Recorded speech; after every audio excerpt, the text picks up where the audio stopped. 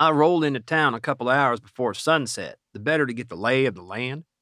Of course, my idea of getting the lay of the land pretty much meant pulling up in my F-250 in front of the only titty bar in Columbia, Tennessee, to see what the afternoon shift looked like. I've always been able to learn about a town by the level of talent working a pole at 4 in the afternoon. If the saggy boobs and cottage cheese butt cheeks on display at the Rydom Cowboy Saloon were any indication, Columbia had seen its better days.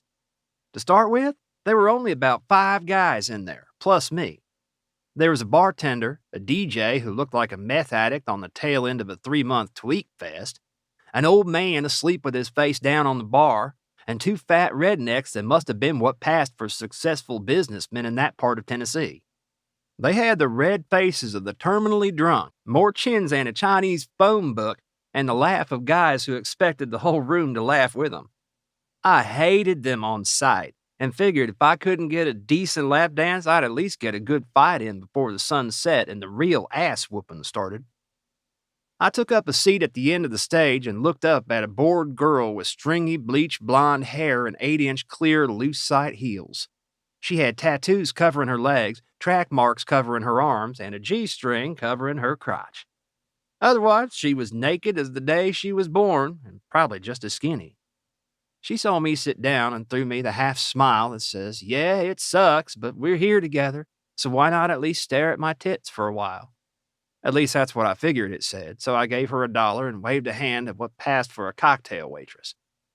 It didn't surprise me that the cocktail waitress was hotter than the stripper.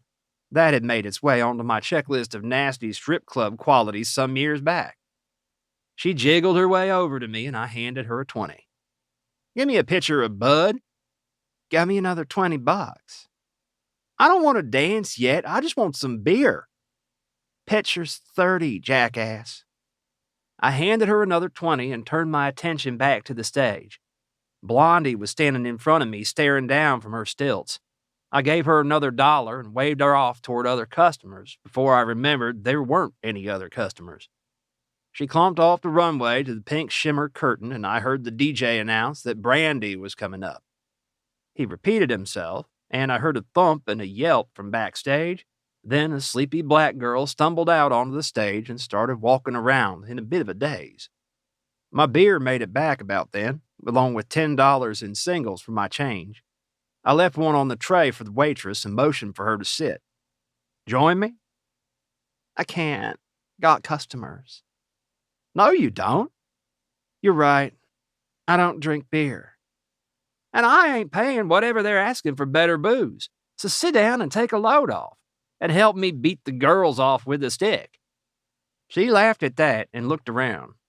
There were 2 girls taking turns gyrating on the businessman, and the only other girl in sight was the sleepy Brandy, who'd obviously been wakened backstage to come dance.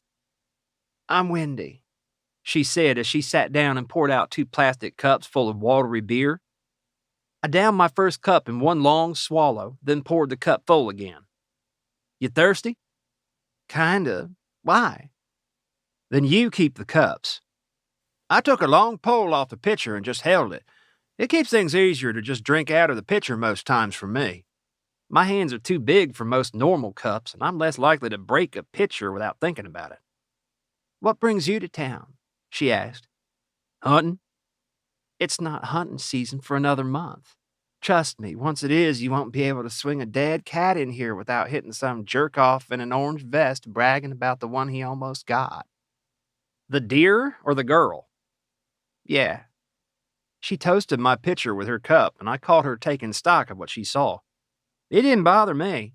When you're this damn big, you get used to the staring. And the questions, which I figured were about to start. "You a wrestler or football player or something?" "Right on cue. Or something. I'm a hunter." "What does that even mean?" I leaned in close, setting the pitcher on the edge of the stage. I locked gazes with the girl, my brown eyes with her green ones. I stared deep into her eyes and said, "There are more things in heaven and earth, Horatio, than are dreamt of in your philosophy." "What the fuck are you talking about? Are you high?"